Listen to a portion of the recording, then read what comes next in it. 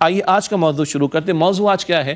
نبی کریم صلی اللہ علیہ وسلم کی 23 برس کی سنت، جیسے کہ ابھی تشریح بھی آپ کے سامنے رکھی گئی آیت کریمہ کے مطالعے میں، اور اب ایک عنوان کے تحت آج کی بات کو ہم آگے بڑھا رہے ہیں۔ تو کیا ہے 23 برس کی سنت؟ وہ ہے دعوت دین کا فریضہ، اللہ کے دین کی دعوت لوگوں تک پہنچے، اللہ کا پیغام لوگوں تک پہنچے، اللہ کے بندوں کو اللہ سے روشناس کرایا جائے، اللہ کے بندے اللہ کو مانیں اور اللہ کے بندے اللہ کی ماننے پر آ جائیں۔ یہ ہے اللہ کے رسول کی 23 برس کی محنت، اور یہ دعوت دین کا فریضہ حضور نے انجام دیا صلی اللہ علیہ وآلہ وسلم۔ اس تعلق سے بڑے پیارے پیارے صفاتی نام نبی مکرم علیہ السلام کے قرآن پاک میں ذکر کیے گئے۔ اگلا نقطہ نوٹ کیجئے گا، نبی کریم صلی اللہ علیہ وسلم شاہد، نذیر اور بشیر ہیں، بلکہ ترتیب یوں ہے کہ نبی کریم صلی اللہ علیہ وسلم شاہد ہیں، بشیر ہیں اور نذیر ہیں۔ یہ الفاظ آئے قرآن پاک میں سورۃ الاحزاب کی آیت نمبر 45 میں۔ سورہ احزاب کی آیت نمبر 45 کے الفاظ کچھ اس طرح آتے ہیں ہمارے سامنے، یا ایھا النبی انا ارسلناک شاہدا ومبشرا ونذیرا، اے نبی علیہ السلام ہم نے آپ کو شاہد بنا کر بھیجا، مبشر بنا کر بھیجا اور نذیر بنا کر بھیجا۔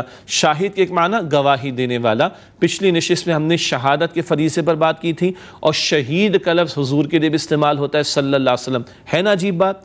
ہم نے پچھلے پروگرام میں آیت بھی آپ کے سامنے رکھی تھی، سورہ البقرہ کی آیت نمبر 143، سورۃ البقرہ آیت 143 ہے، وَكَذَلِكَ جَعَلْنَاكُمْ أُمَّةً وَسَطًا لِتَكُونُوا شُهَدَاءَ عَلَى النَّاسِ وَيَكُونَ الرَّسُولُ عَلَيْكُمْ شَهِيدًا، اور اسی طرح ہم نے اے مسلمانوں تم ایک درمیانی امت بنایا تاکہ تم انسانوں پر شہداء، شہید کی جمع شہداء، تم لوگوں پر شہداء گواہی دینے والے ہو جاؤ، وَيَكُونَ الرَّسُولُ عَلَيْكُمْ شَهِيدًا، اور اللہ کے رسول تم پر شہید یعنی گواہی دینے والے ہو جائیں۔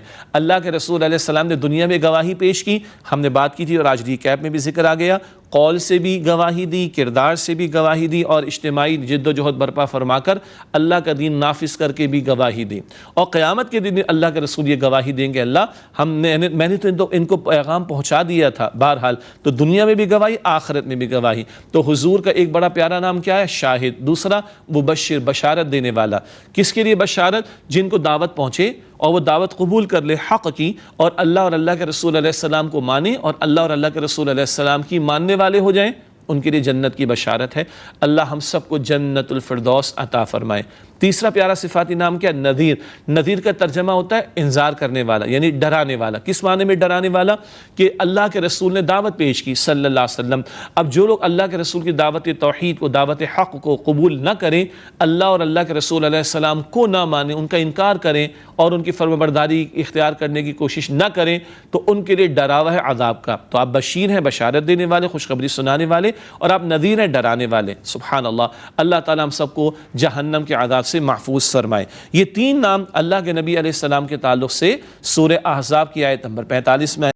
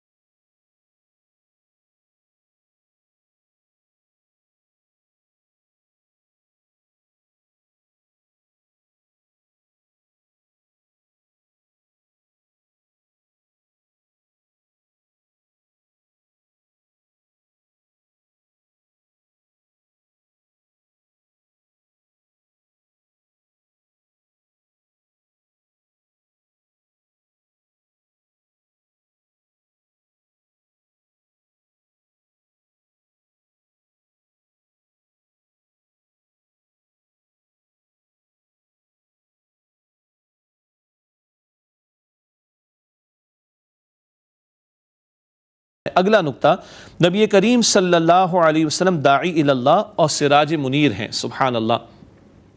سورہ احزاب کی آیت نمبر 45 کا بھی حوالہ ہے، تین نام تھے، شاہد، نذیر و بشیر۔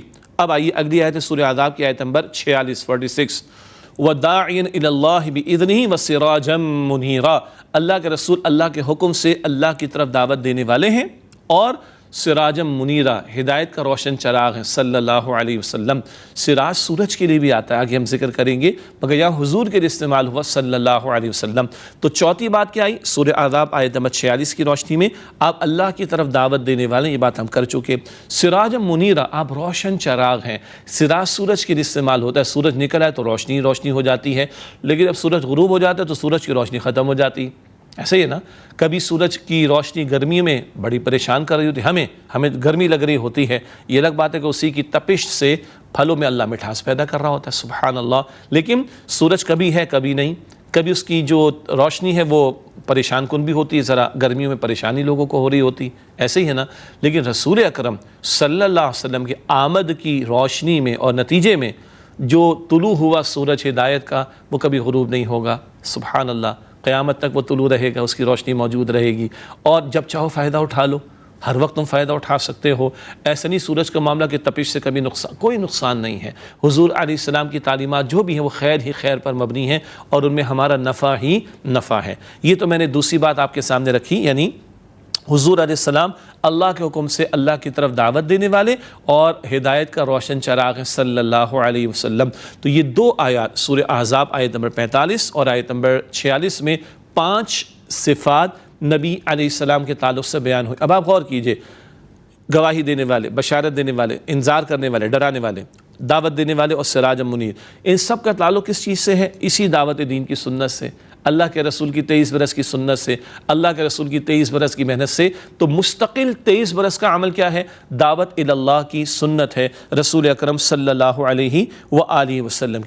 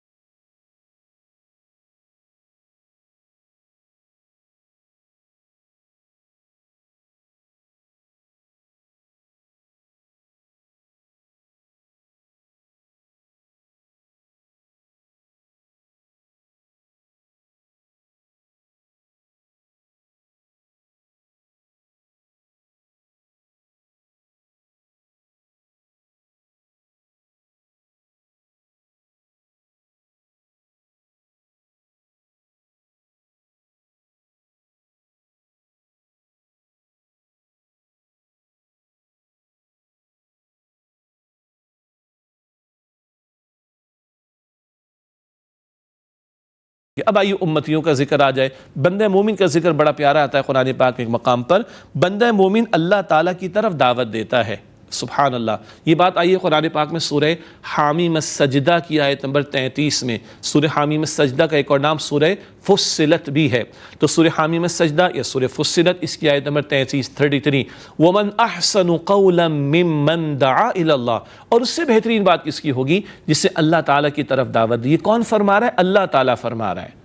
بندے کیا کہتے ہیں؟ فلاں کی بات بہت اچھی، فلاں کا قول بڑا اچھا، فلاں کا کوٹیشن بہت اچھا، فلاں مینجمنٹ کا گرو، فلاں بزنس کا ٹائکون ہے، فلاں جو ہے وہ بڑا موٹیویشنل اسپیکر ہے، فلاں جو ہے بڑا انفلوئنسر ہے، فلاں یہ فلاں بڑا فلاسفر ہے، ایسے ہی نا، فلاں بہت بڑا تھنکر ہے، انہوں نے یہ بات کہی، انہوں نے یہ بات کہی، سب اپنی جگہ پر، یہ ساری مخلوق ہے بھائی، یہ سب مخلوق ہے.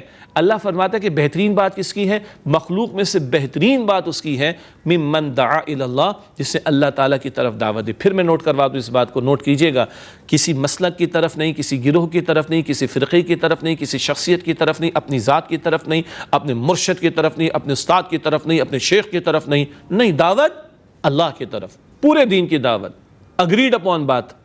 اختلاف کو چھوڑ دو، یعنی اختلاف علمی مباحث کی حد تک رہے، کوئی مسئلہ نہیں، فرقواریت کو چھوڑ دو، لڑانے کی باتوں کو چھوڑ دو، اللہ کی طرف دعوت دینے والا. تو بندہ مومن اللہ تعالیٰ کی طرف دعوت دیتا ہے، اور یہ میری اور آپ کی ذمہ داری بنتی ہے. ہم نے پچھلی نشست میں بھی اس پر کچھ کلام کیا تھا، آج ہم کھول کر اور مزید بات کر رہے ہیں کہ یہ دعوت دین کا کام، یہ 23 برس کی سنت ہے رسول اکرم صلی اللہ علیہ وسلم کی.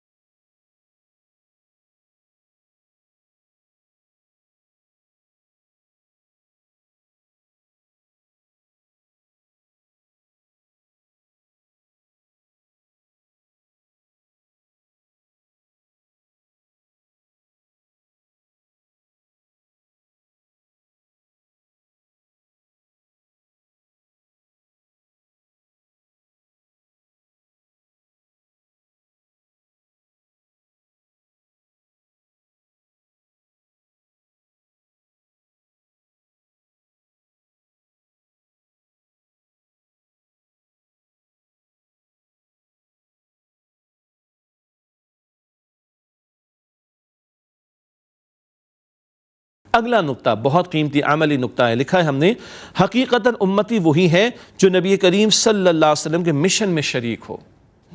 حقیقتاً وہی شخص مومن کا امتی ہے جو نبی اکرم علیہ السلام کے مشن میں شریک ہو. ہم نے پیش نشست میں بھی بات کی، یہ امت کیوں کھڑی کی گئی؟ یہ امت کھڑی کی گئی